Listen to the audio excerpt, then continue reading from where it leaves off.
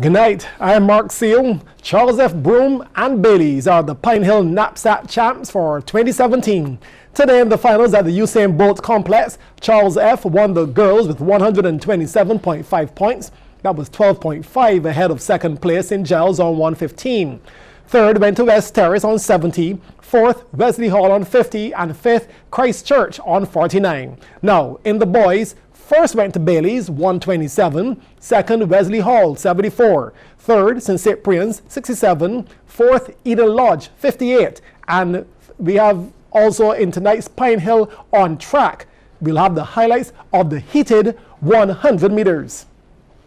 Pine Hill on track. Brought to you with the good wishes of Pine Hill. Your smile is what we're after. Attention!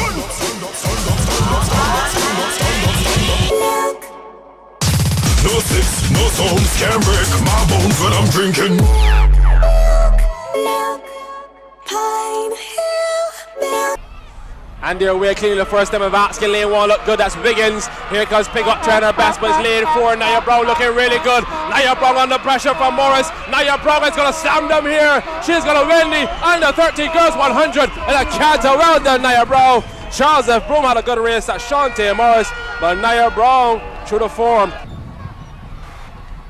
And they're away cleanly this time. Lane number 1 got a brilliant start as Pilgrim. But here comes Kato and Saki Clark making a move. But it's Kato who's a class 4 looking at the upper 5th athlete. He wins this one by a mile. It's Kato. And that is close there for second position. Looked like Bay Primary Weeks got home. Very, very tight for second and third. But it's Kato, my word, at 5'8". The lad has just graduated from primary school. 100 meter dash on the 11. And they're off and running well. Clean start. Everybody even so far. The middle of the track though is Applewhite. That's Tia Applewhite running well. Here comes West Terrace and Nika here as well. But it's going to be Applewhite who's going to slam down. Everybody coming to the tape. Who is it? My word, 4 athletes coming to the tape at the same time. We don't have the microscope out. Boys 100 final. Anybody's race to win here. And they're away cleanly. Lane number 1 got a good start, but it's 4 already up. That's Green, that's Jaden Green doing well. Here comes Allison swinging his arm. It's Allison with that running style of perfection, but he's going to be nipped on the line. It's going to be Ford who's going to come over ahead. Allison fights back. Oh my word, too tight on the line. It was Green, Allison, and Ford in there. I told you it was too close to call. If you left home already, you missed the cracker jacket. If you were at home, you destroyed all the furniture because Shamari Allison for a moment or two looked like he was out of contention. Then came Ford in between there to nip it perhaps. Let's wait and see. Sunshine Zero there on the way already. Chrisanna Jones and Lane 4 is the one to watch, and she's head up and pumping. Moving right about now is Chrisanna Jones of St. John's, 15:09. She's going to slam them here and take goal. Who is going to claim second spot? We don't know, but it's Jones across the line. Lane number 5 got there for second. That's Alexis Maskell of Hinesbury Primary. And third, anybody's under 9 boys 100. And they're way cleanly, no second questions here. Very even after 30. They've got 70 to go. Anybody's race right about now. Nobody's showing. Lane number 2 looks good. That's Eiffel coming good, but it's lane number 6 and 7 doing well. Lane number 6 looks like Blackman Gittins coming to the line. Wins it. Blackman get his heads up. He wants to run around the track. Look at him. He's a fish out of water. Wants to run an extra mile, folks. That is a clear-cut champion. Everybody flex! I feel invincible, unbreakable, indestructible. Everybody say. Pine Hill. Pine Hill on track. Brought to you with the good wishes of Pine Hill. Your smile is what we're after. That's Knapsack. And in more track and field news, the St. Michael's School continued their dominance on day 2 in the Frank Blackman zone of the Barbados Secondary Schools Athletic Championships, to be crowned champions of both the female and male sections. The Martindale's Road-based school sent a sound warning to the other secondary schools going into the BSAT finals next week. Now, in the boys category today, St. Michael finished way on top with 385 points, followed by Leicester Vaughan on 260, while the Lodge School were third on 257.5. The identical order followed in the girls category, as SMS claimed 383 points, followed by Leicester Vaughan, 255.5, and the Lodge, 208. Now, in the highlights, we take a look at some hurdles in the under 15 and under 17s. Boys under 17 400 meters, heat number 2. Out of the blocks well and attacking the hurdles quickly. Now down the backstretch. Tariq Hunt of CP takes the 4, but as they turn for a home in lane number 5, Kyle Gale of the St. Michael's School pouring his way home in a time of 57.77 seconds. Second was Hunt, 59.49, while Kwame Neblet from Leicester Vaughan, third, 59.87. Under 17 girls, 300-meter hurdles, heat number 1. And going out fast on the outside is last year's champion, Rhea Hoyt of SMS. She came to recapture her title. Strong push from Kayla Covington of Leicester Vaughan, but Hoyt was ready to sign out of this race. She wins it in 45.05. Covington was second in 46.4, while third went to her teammate, Akesia Small, who won the second heat in 48.61. Boys under 15, 300-meter hurdles, and moving off like a jet plane on a runway was Nathan Royt of SMS. He had a plan, he came to execute it, and he did so efficiently. He wasn't looking back today or tomorrow. His goal was the gold. He wins it in 41.3. Silver went to Hailey Emmanuel Turney from the Lodge, while Royt's teammate, Zidane Skeet, was third. And now to the girls under 15 200-meter hurdles. A good start, attacking the bend and the hurdle with some pace, but as the race unfolds, in lane 1, Anika Blackman of Princess Margaret wipes out the field in 28.97. Leicester Vaughan's Vivica Addison was second in 29.91, while CP's Faith Covington, third, 30.6.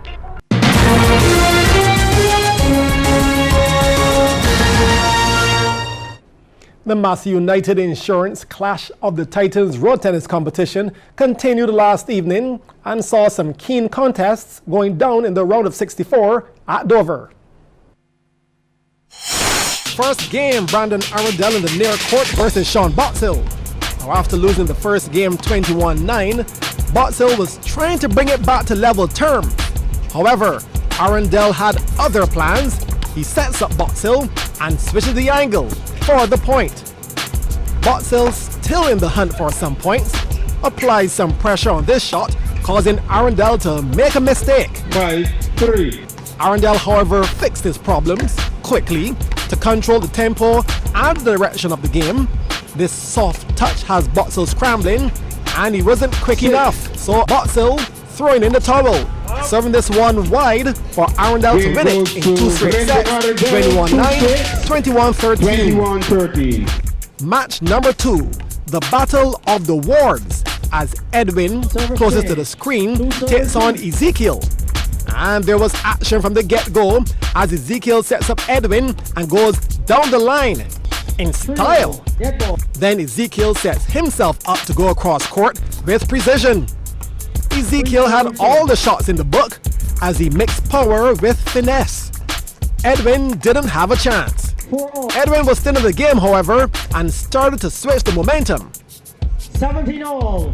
Ezekiel answers immediately with some power, and it sent Edwin initially on the defensive, but then he transferred to aggression, going cross-court for the winner. But in the end, it was Ezekiel Ward winning the Battle of the Wards at 19 and 18. Match number 3 saw Rashad Boxill up against Jamar Bispham, who is closest to the screen. Bispham wasted no time as he applied power from the get-go, inside out, and a cross-court winner. Boxill gained some control of the game and sent Bispham for cover, but he was quick to find any opportunity to release his power. However, your strength can also be your weakness. Too much power from Bispham, and it saw him going long on this occasion. But when he got it right, it was sweet to watch. So there was no surprise when he walked away with the victory at 14 and 18. On to match number 4. John Chandler back in the screen versus Randolph Brooms. We pick up this one in the second game, where Chandler was a bit too anxious to smash, and it ended up into the net. Chandler, however, made up for that. He goes down the line and poses for the cameras. Brooms then supplies the backhand that leaves Chandler wanting. However, Chandler tidied his mistakes and went on the attack. Brooms didn't have enough time to sort out a reply. So although Brooms put up a fighting effort, he fell short as Chandler took this one at 10 and 15. Adrian Dan Skeet took on Justin Hines in match number 5, and it started fluently, both players searching for an opening. But sometimes you have to create your own space. This time Dan was too quick with the passing shot. However, Hines had some skill of his own, switching up the angles, and Dan's defense wasn't solid enough for the return.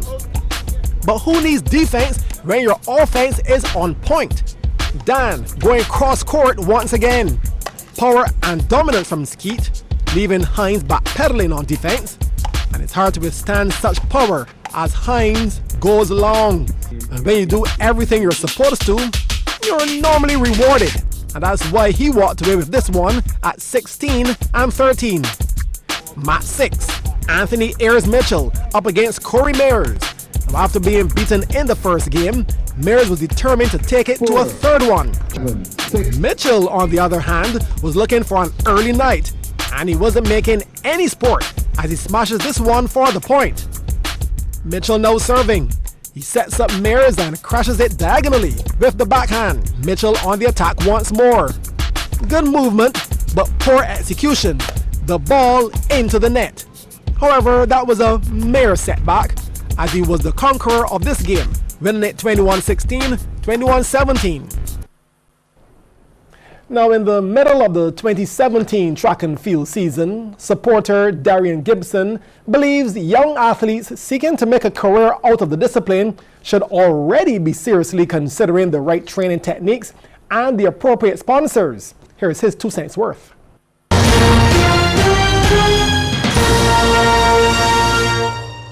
I think we need more training, to be quite honest, but it's hard without proper sponsorship. Because if you look at some of the other international countries, people put their whole lives into training, but they have sponsorship, so they don't have to go to a day-to-day job, if you understand what I mean. So for them, anything that they get into sports-wise is their entire life. So they always produce better than, well, I don't really want to say us, but, you know, it is what it is.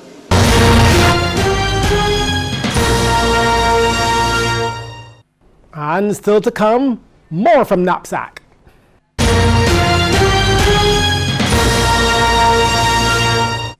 Barbados, a tropical paradise known for its beautiful beaches and friendly people. But even in paradise, disaster can strike suddenly. If you feel a long, strong earthquake, if you see a sudden rise or fall at the sea level, if you hear a loud noise coming from the sea, run to high ground or inland immediately if you see any of these warning signs. Be tsunami smart.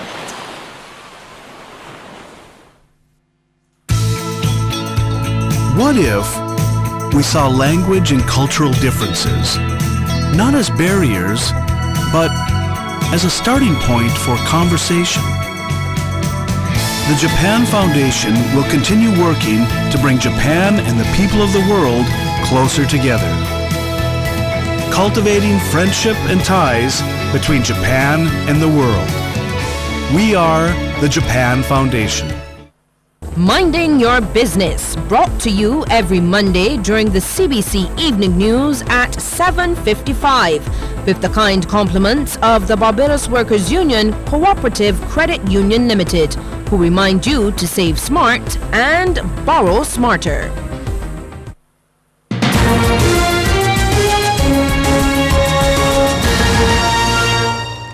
Back to Pine Hill Knapsack, where Samaya Dell, Daniel Duncan and Jaquan Blackman-Giddens were the top athletes at today's finals.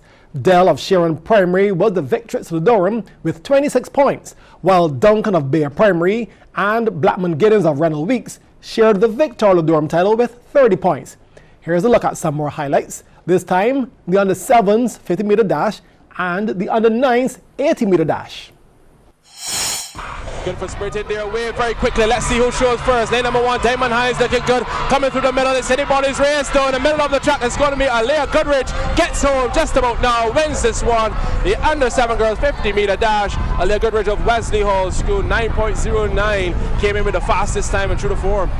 And they went very quickly. Lane number 2 got a glorious start. That would have been Harden. But in the middle of the track is going to be Bailey's and lane 6. Looks like 5 or 6 getting home just there. Looks like Bailey's winning that one. It's definitely Bailey's. It's Shea Thorne who came late to win this one in a pretty good time, I would suspect. 8.53 coming in, we were mentioned before. That looks just about right.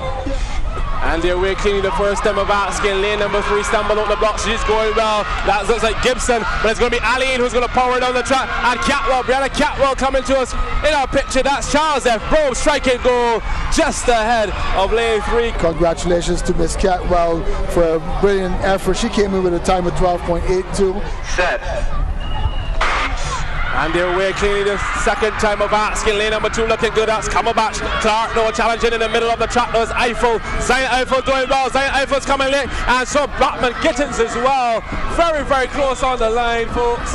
That's Blackman Gittins of Renault Weeks. 12.46 coming in. Very, very close in there. Zion Eiffel ran a good race, but I think it's going to be Blackman Gittins. So, how do you follow up a day like today? Well, for one, you can head to the National Stadium at 9 a.m. for day 1 of the Visa Estimator Zone. Schools like Foundation and Springer are in that zone. Then at 6 p.m. there's a doubleheader at the Erie in the Co-Operators General Insurance BABA Basketball Premier League. The lone undefeated team, Barbados Lumber Company Lakers, put that record up against Barbados Hilton Resort Warriors. Then at 8 p.m. it'll be the defending champs, Orange 3 Pinelands, looking to bounce back from their first loss with a win over the Hawks. That's the end of a big night in sports. Congrats to the Knapsack champs. We'll be back tomorrow with another sports night. Good night.